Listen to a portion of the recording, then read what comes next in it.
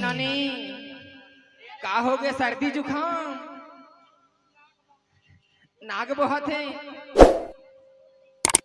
सर्दी जुखाम हो गए।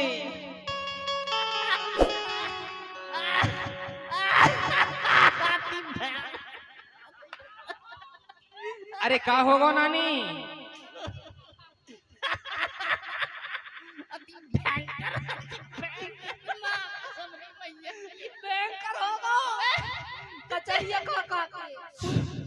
फूलो है का होगा डोकरी हाँ भी आ गए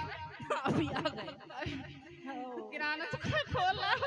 सियाली में देर तो बैठे बैठे मेरी लत्ती खुल गई पता नहीं अचानक ऐसे कोई पता नहीं चला बिल्कुल इतनी फुर्ती से तनतना गया मुझे कोई पता नहीं अरे चल नहीं जा रहा है मुरी तुरी का बताऊं चिकम खावे डोकरी दम लग जाओ दम लगा चिकम खावे ना नहीं चिकम में तो यही खा के देख रही थी दम टंगा गई चिकम चमचमा के बिल्कुल ते हो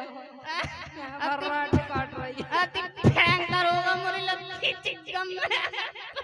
कर करके ए नानी गाएगा का होगा अरे मुरी चिकम गया उसकी पन्नी खा के गुरुवर ऐसे मैं खा गया पूरे अरे राम राम राम राम राम अति भयंकर होगा रे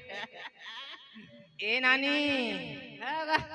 नावा तो जानी परेला तू माता परेला तू नावा तो जानी परेला तू माता परेला तू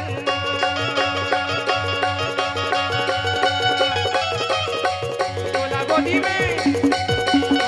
में बैठा के ले ले तो